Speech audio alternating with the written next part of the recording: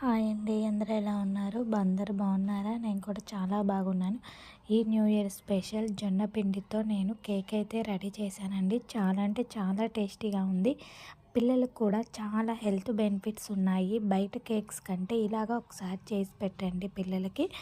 చాలా బాగుండిద్ది. ఎందుకంటే మనము ఎప్పుడు పిల్లలకి హెల్తీ అనే ఫుడ్తోనే ప్రిపేర్ చేసి పెట్టాం కదా.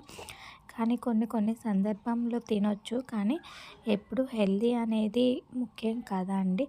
మైదా లేకుండా ఎటువంటి క్రీమ్స్ ఏమీ లేకుండా ఇంట్లోనే ఈజీగా ఈ జొన్న పిండితో నేను కేక్ అయితే రెడీ చేస్తున్నాను. టేస్ట్ అయితే నెక్స్ట్ లెవెల్ అండి. చాలా బాగొచ్చింది. చూడండి, తక్కువ ఇంగ్రీడియంట్స్తోనే హెల్తీ కేక్ అయితే చేశాను. చాలా బాగుంటుంది. వీడియోని స్కిప్ చేయకండి, ఎండ్ వరకు చూడండి, సేవ్ చేసుకోండి. చాలా టేస్టీగా ఉంటుంది. పిల్లలు కూడా చాలా ఇష్టంగా తింటారు. దీని ప్రాసెస్ అయితే నేను చెప్తాను, నోట్ చేసుకోండి అందరూ. 1 కప్పు బెల్లం తురుము అయితే తీసుకోండి. మనము బెల్లం బదులు బ్రౌన్ షుగర్ అయినా వాడుకోవచ్చు, నార్మల్ షుగర్ అయినా వాడుకోవచ్చు. ఇప్పుడు మనం కేకు హెల్తీగా చేస్తున్నాం కాబట్టి నేనైతే బెల్లం మాత్రమే యూజ్ చేస్తున్నాను. మీ చాయిస్ ఏదైనా యూజ్ చేసుకోవచ్చు. బెల్లాన్ని ఒక గిన్నెలో పాకం లేకుండా జస్ట్ మనం బెల్లం కరిగేంత వరకు దాన్ని కరిగించుకోవాలి అండి.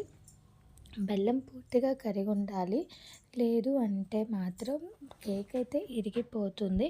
పాకం అవసరం లేదు, జస్ట్ కరిగిపోతే చాలు. అది పక్కన పెట్టుకొని ఒక మందపాటి కడాయిలో ఒక స్టాండ్ వేసుకొని ప్రీహీట్ చేసుకోవాలండి. మూత పెట్టుకొని ఇప్పుడు ప్రాసెస్ అయితే చూపిస్తాను చూడండి.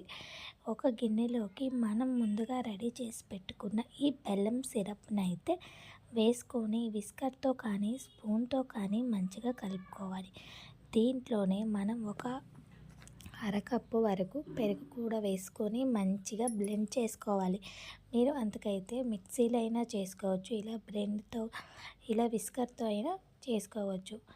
ఫ్రీగా ఆయిల్ ఉండిద్ది కదా అండి, ఆ ఆయిల్ని ఒక అరకప్పు వరకు వేసుకోవాలి. దీన్ని కూడా మంచిగా కలుపుకోవాలి. మీరు విస్కర్తో కానీ లేదా బ్లెండర్తో కానీ లేదంటే మిక్సీ జార్లో అయినా చేసుకొని మంచి స్మూతీ పేస్ట్ లాగా రెడీ చేసుకోండి. దీని ఫ్లేవర్ కోసం కొంచెం నేను అయితే వెనిలా ఎసెన్స్ అయితే వేసుకున్నాను. మీ కాడ వెనిలా ఎసెన్స్ లేదు అంటే కొంచెం యాలకుల పొడి కూడా వేసుకోండి. ఇప్పుడు 1 కప్పు వరకు జొన్న పిండి తీసుకోవాలి. ఒక అరకప్పు వరకు నేను గోధుమ పిండి తీసుకున్నాను. ఒక హాఫ్ కప్పు వరకు నేను కోకో పౌడర్ అయితే తీసుకున్నాను. బేకింగ్ పౌడర్ ఒక స్పూను, బేకింగ్ సోడాను ఒక స్పూన్ అయితే తీసుకొని మొత్తం కలుపుకుంటూ ఇలా జల్లెడు పెట్టుకున్నాను. ఇలా జల్లించుకోవడం వల్ల దాంట్లో ఉన్న ఏమన్నా నలకలు కానీ ఉండలు కానీ కట్టకుండా మంచిగా మనకైతే వస్తుంది. చూడండి, ఇలాగా ఇవన్నీ మనకి ఫామ్ అవ్వకూడదు. ఒకే డైరెక్షన్లో మంచిగా కలుపుకోవాలి. మనం ఏ డైరెక్షన్లో కలుపుతామో అదే డైరెక్షన్లో కలుపుకోవాలి. ఇంకా దీంట్లో ఏమి యాడ్ చేయని అవసరం అయితే లేదు. చూడండి, కరెక్ట్గా మనకి ఒకే కలిపితే నేను చెప్పిన కొలతల ప్రకారం అయితే తీసుకుంటే మీరు ఇంకా ఎక్స్ట్రా పాలు కూడా అవసరం లేదు.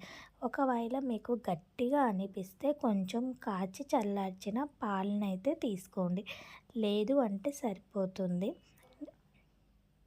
పైన కొంచెం ఎండు ద్రాక్ష బ్లాక్వి, కొంచెం జీడిపప్పు, బాదం పప్పు మంచిగా మనం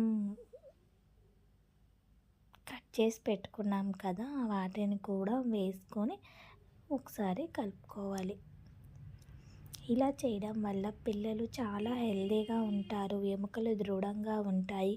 మనము ఎప్పుడు ఒకేలాగా చేస్తే తినరు కదా. ఇలా చేసి పెట్టామంటే మంచి హెల్తీ, మంచి ప్రోటీన్ అనేది ఉండిద్ది. పిల్లల ఎముకలు గట్టి పడతాయి. ఇలా ఒక కేక్ మోల్డ్ తీసుకొని దాంట్లో కొంచెం ఆయిల్ అయితే యాడ్ చేసుకోవాలి. లేదు అంటే బటర్ పేపర్ ఉంటే మీ దగ్గర బటర్ పేపర్ కూడా వేసుకోండి. ఇప్పుడు మనం చేసుకున్న ఈ కేక్ మిశ్రమాన్ని అంతా ఈ కేక్ మోల్డ్లోకి అయితే వేసుకోవాలి.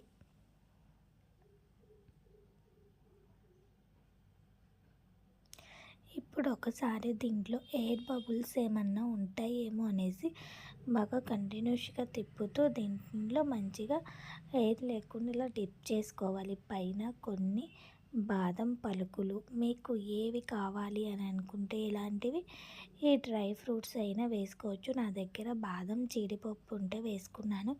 ఆ తర్వాత ఎండు కిస్మిస్, కొంచెం చాకో చిప్స్ అలాంటివన్నీ వేసుకున్నాను. మీ దగ్గర ఎలాంటి ఆప్షనల్ మాత్రమే ఇవి.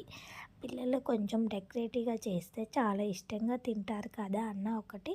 అదొకటి డ్రై ఫ్రూట్స్ మంచివే కదా, మనము ఎటువంటిది ఏమి వాడటం లేదు కాబట్టి ఇది మనం ముందుగానే ప్రీహీట్ చేసుకున్న ఈ కడాయిలోకి మనం కేక్ని అయితే పెట్టుకోవాలి. మధ్యలో ఒకసారి చెక్ చేసుకోవాలండి.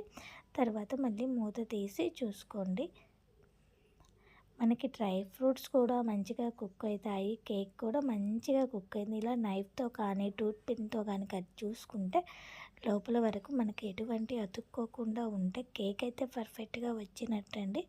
ఇప్పుడు దీన్ని పూర్తిగా చల్లారిన తర్వాత ఇలా నైఫ్తో సైడ్లు ఇలా అడ్జస్ట్ చేసుకోండి, లేదంటే విరిగిపోతుంది. ఆల్రెడీ నా కూతురు దాన్ని కదిలించడం వల్ల నాకు కొంచెం విరిగిపోయిందండి.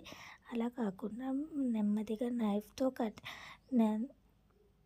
కదిలించుకుంటే వస్తుంది. ఎందుకంటే ఇది జొన్న పిండితో కదండి, టేస్ట్ చాలా బాగుండిద్ది. మా పిల్లలు చాలా ఇష్టంగా తింటారు కూడా దీన్ని. అందుకనేసి తను తొందరగానే నైఫ్తో ఇలా అనడం వల్ల వేడి మీద కొంచెం విరిగింది, కానీ పర్ఫెక్ట్గా వచ్చిందండి. కేక్ అయితే చాలా అంటే చాలా టేస్టీగా ఉంది. మీరు ఒక్కసారి ఇలా ట్రై చేసి ఎలా వచ్చిందో నాకు కామెంట్ బాక్స్లో కామెంట్ చేయండి. మీరు కూడా ఒకసారి ట్రై చేయండి. మరికొన్ని రెసిపీస్తో మీ ముందుకు వస్తాను. మీ ఫేవరెట్ రెసిపీ ఏంటిదో నాకు కామెంట్ బాక్స్లో కామెంట్ చేయండి.